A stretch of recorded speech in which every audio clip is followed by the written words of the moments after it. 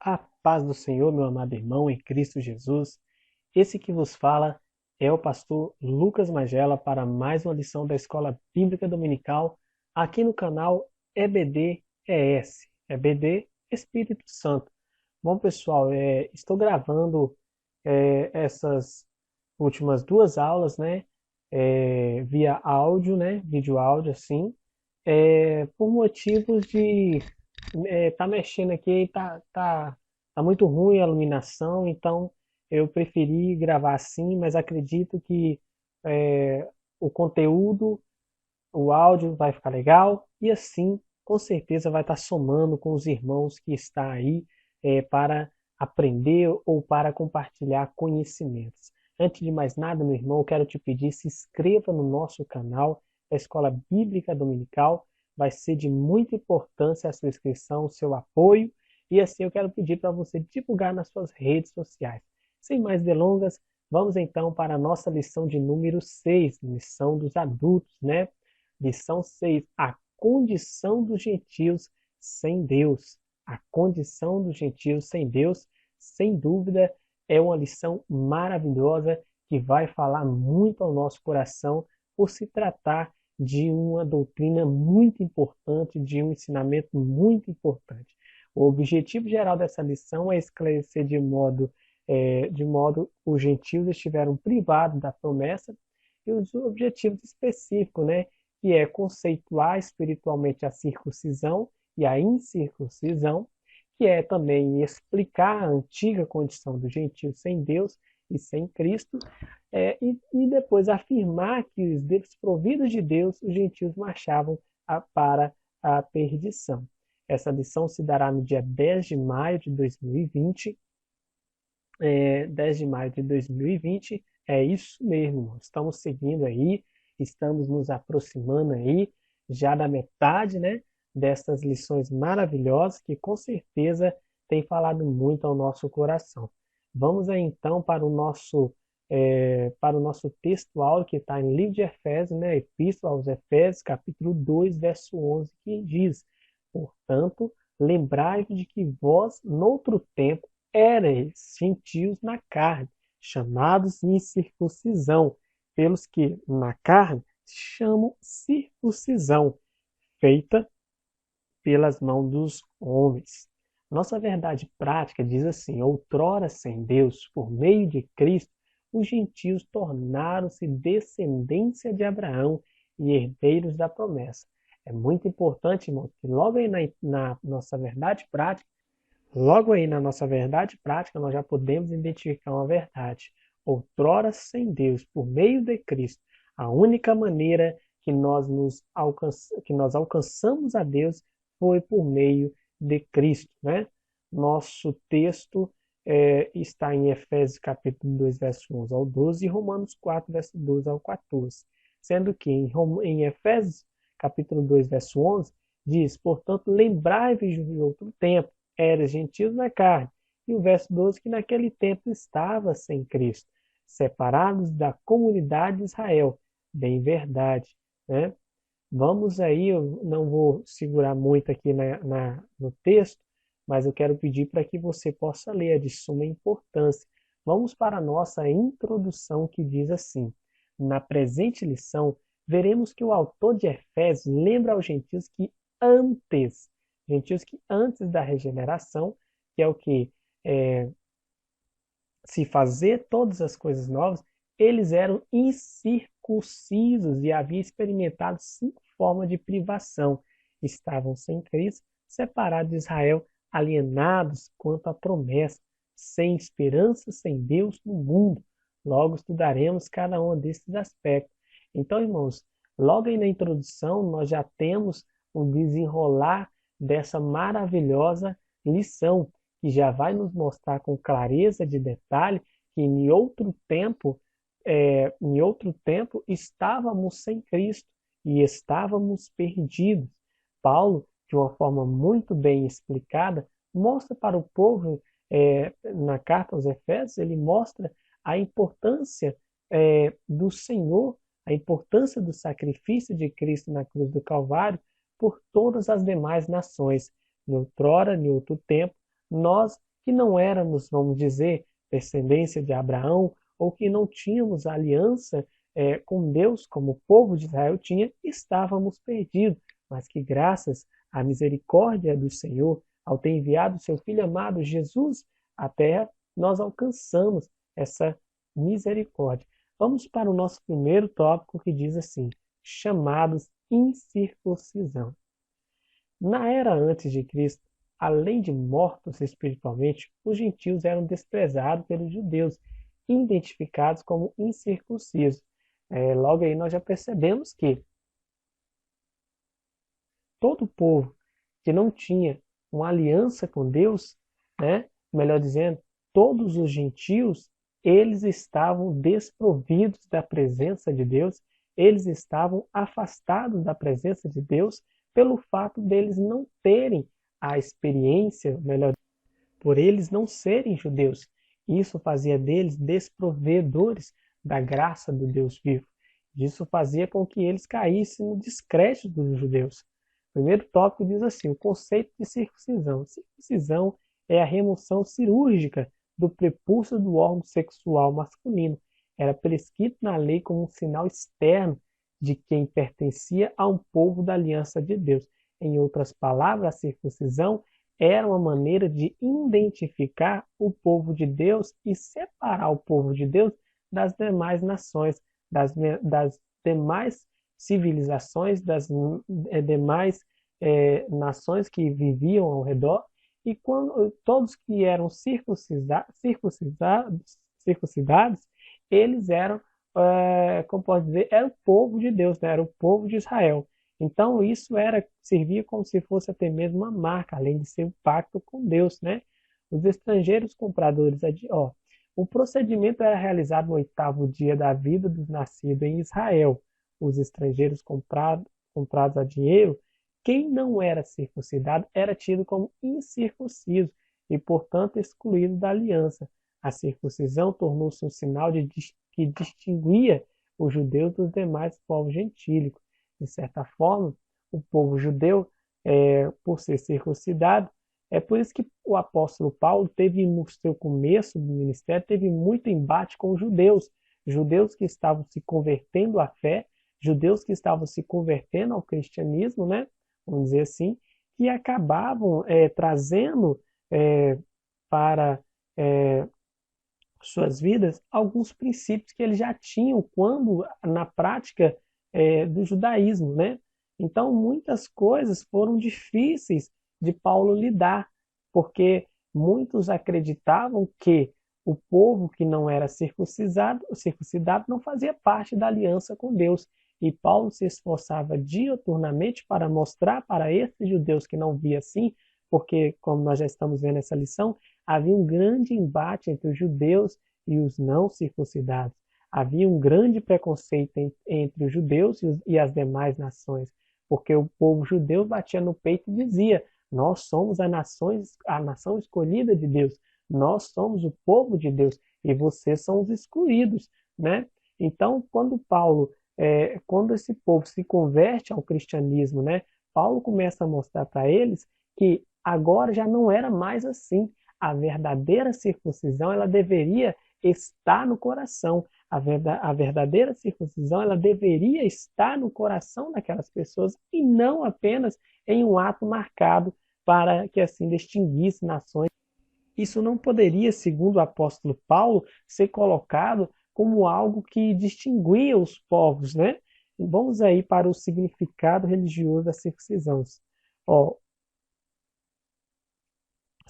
Seu significado religioso apontava para a santificação. Como a corrupção, as práticas idólatras estavam fortemente relacionadas com a sexualidade depravada, a circuncisão simbolizava a aliança de purificação requerida ao povo escolhido. Era algo tão sério que os judeus recusavam-se até mesmo a comer com os incircuncisos. Quem é que não se lembra quando o apóstolo Paulo reúne alguns dos que estavam se convertendo e quando Pedro está ali, quando chegam os demais discípulos, Pedro se levanta daquela mesa e não senta junto com eles, mas vai sentar junto com os judeus. E assim Paulo ali naquele embate começa a debater com o apóstolo Pedro, né? Quem é que não se lembra desse episódio? Então, a circuncisão, ela também no seu ato religioso, ela apontava a santificação. E o que é a santificação? A santificação nada mais é do que a separação. Separação de povos, separação de práticas, separação das coisas de Deus com as coisas do mundo. O povo, quando assim circuncidado, eles entendiam que, o povo judeu entendia que eles estavam aliançados com Deus e logo eles não podiam fazer parte daquelas práticas depravatórias e até mesmo idólatras que as outras nações, os outros povos tinham. Então isso simbolizava a aliança de purificação requerida ao povo escolhido, né? Então foi por isso que o apóstolo Paulo teve alguns embates muito fortes, por sinal. Terceiro subtópico aí, a circuncisão do coração. O apóstolo reconhece que os gentios não faziam parte da circuncisão. Estamos falando, irmãos, do apóstolo Paulo, né? O apóstolo Paulo está escrevendo a epístola e ele está dizendo, você vê, não fazia parte da circuncisão, os gentios, nós, as nações vizinhas, os outros povos, todo aquele que não era judeu, lembre-se, era gentio, não fazia parte da aliança, mas com uma ressalva, o sinal do judeu era apenas físico e realizado por mãos humanas. A boa nova que Paulo traz é que a verdadeira circuncisão não se tratava de uma operação externa na carne realizada pelos homens, mas que foi feita no interior, a que é do coração, cujo louvor não provém dos homens, mas de Deus. Assim em Cristo, o sinal de quem pertence a Deus não é a circuncisão, nem a incircuncisão, mas sim o ser uma nova criatura. Então é isso que Paulo defendia. A ideia do apóstolo Paulo é que, por mais que eles circuncidavam, né? Por mais que eles faziam aquela pequena cirurgia, isso não poderia dizer nada, isso não dizia nada, porque a verdadeira circuncisão deveria estar no coração. A mente daquelas pessoas deveriam estar voltadas para Deus. É isso que o apóstolo Paulo ele defendia, é isso que ele mostrava para as pessoas, é isso que ele passou a pregar quando ele ensinava para os judeus, que a verdadeira circuncisão ela está no coração, ela está no coração devoto, ela está no coração generoso, ela está no coração de fé, né? Não num ato que é feito simplesmente na carne, né? Quarto subtópico aí, ó, a circuncisão na nova aliança. O assunto da circuncisão gerou discussões acaloradas entre judeus e gentios. Claro, né? Em Antioquia, a questão ganhou muita dimensão, provocou intensos debates e culminou na convocação do primeiro concílio da igreja em Jerusalém.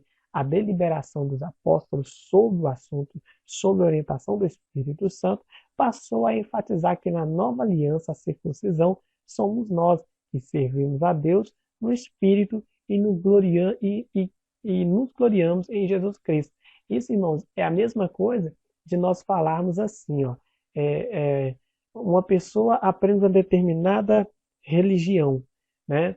E esta pessoa cresceu assim. Você tirar essa ideia da cabeça dela não é tão fácil, né, como você colocar. Então, o que acontece? Paulo, o apóstolo Paulo, ele estava tendo que debater com várias questões teológicas, vamos dizer assim. Ele tinha que ser ali realmente instruído pelo Senhor, porque as discussões, nós estamos falando do colégio apostólico, nós estamos falando do embate que o apóstolo Paulo teve que ter ali com os discípulos, nós estamos falando que Paulo ele teve que lidar com situações muito sérias, né? Então, olha só, os gentios não faziam, primeiro, ó, síntese do tópico primeiro, os gentios não faziam parte do pacto, não faziam parte do pacto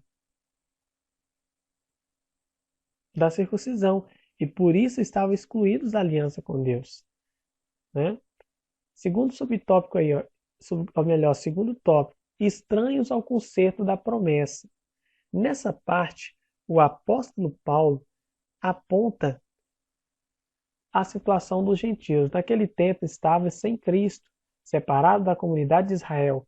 Ou seja, em outro tempo, no tempo em que Jesus não havia vindo ainda, em que o nosso Salvador não havia se manifestado ainda, vocês estavam distantes. Vocês estavam separados. Nós, os gentios, melhor, vocês, os gentios, estavam separados da comunidade. Vocês não faziam parte do pacto de Israel com Deus, mas isso tudo mudou quando Jesus ele triunfa na cruz do Calvário. Primeiro subtópico é uma vida sem Cristo. Ao descrever a história passada dos gentios, o apóstolo traz à memória naquele tempo, isto é, antes da regeneração, eles viviam imersos no paganismo e, portanto, sem Cristo. Isso indica que a religiosidade dos gentios era incapaz de inseri-los na promessa messiânica da salvação. Também significa que eles desconheciam a Cristo, como também eram indiferentes às promessas acerca dele e de sua palavra. Então, outrora, sem Cristo, o maior conceito que Paulo está ensinando aqui, através dessa carta. Paulo está ensinando, ele está dizendo, olha, em outro tempo vocês estavam perdidos, em outro tempo vocês não tinham interesse pelas coisas de Deus, porque vocês não faziam parte da comunidade de Israel. Mas a partir do momento que a salvação do Senhor vos alcançou, agora a vida de vocês deve mudar. Agora as coisas mudaram. O segundo subtópico diz assim, separados da comunidade de Israel. Ainda no versículo 12, o apóstolo salienta a desvantagem e os gentios não pertenciam à comunidade de Israel. Eles estavam excluídos não só dos símbolos externos, mas também não faziam parte do novo povo escolhido e, consequentemente, não podiam usufruir dos privilégios da aliança de Abraão. A constatação cruel era a que Deus não havia se revelado aos gentios. E é fato, porque quando Deus se revelou, ele se revelou a Abraão. Abraão, a Bíblia, quando Deus promete a Abraão, o Senhor, ele promete, ele diz, farei assim como as estrelas do céu, assim será o seu povo, né? Nessa perspectiva, a lei e as promessas pertenciam somente aos judeus, ou seja, as únicas pessoas que estavam prontas, aptas para receber a salvação eram os judeus. Então, Paulo deixa isso bem claro para que as pessoas, assim como nós também, né? As palavras de Paulo, elas ultrapassa o tempo e chega até nós, né?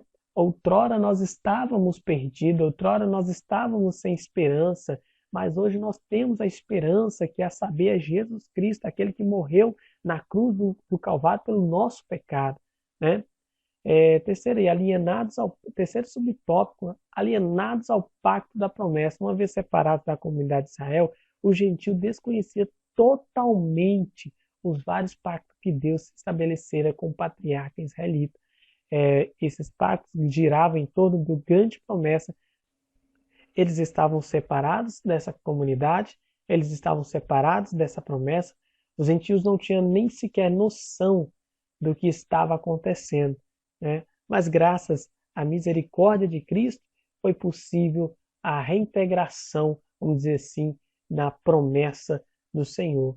Síntese do tópico 2, a antiga condição dos gentios era desoladora, viviam sem Cristo, estavam separados de Israel e eram estranhos ao concerto da promessa. Terceiro subtópico, sem esperança e sem Deus. Agora Paulo passa a descrever a situação dos gentios que viviam não tendo esperança e sem Deus no mundo. Primeiro, desprovido da esperança. A palavra esperança traz a ideia de confiança. Nas Escrituras, o seu principal uso está ligado à confiança na promessa divina. Podemos afirmar que os gentios eram desprovidos dessa esperança por causa da parte filosófica grega, que descartava a possibilidade de uma vida além do túmulo. E, além dessa questão, embora Deus tivesse decretado incluir os gentios no plano da salvação, eles mesmos ignoravam essa promessa e por isso não tinha quem sustentar qualquer esperança. Então, irmãos, essa parte é muito importante nós afirmarmos aqui, nós comentarmos aqui, que o quê?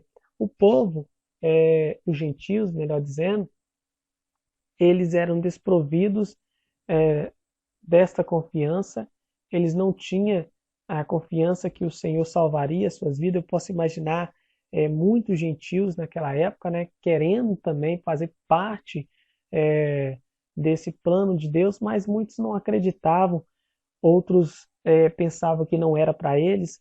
E assim nós vemos que com o passar do tempo, quando Paulo afirma, quando Paulo vem trazer essas boas novas, a conversão na massa, né? Milhares de pessoas sendo salvas para o Senhor, porque eles aderiram ao plano da salvação. Alguns sim e outros não, claro, assim como nos dias atuais, né? Vamos aí para o segundo subtópico, sem Deus no mundo. A expressão sem Deus não significa que os gentios não serviam ou não acreditavam numa divindade. Ao contrário, eles eram politeístas, idólatras, acreditavam em vários deuses. Eles adoravam vários, assim por meio do seu paganismo. Porque, irmãos, se for parar para analisar, todo ser humano, ele já nasce com um desejo ardente de adorar. Eu tenho isso para mim. Ele já nasce com uma vontade imensa de adorar a um Deus. Porque o sopro que lhe está sobre a boca veio de Deus. Você ver, a falta de esperança e de paz revelava a ausência. Segundo aí, ó, sem Deus no mundo. A expressão sem Deus não significa que os gentios não serviam a Deus. Eles serviam, irmão, mas da maneira deles. Vários deuses. Eles não acreditavam, eles não eram mono, eles eram poli.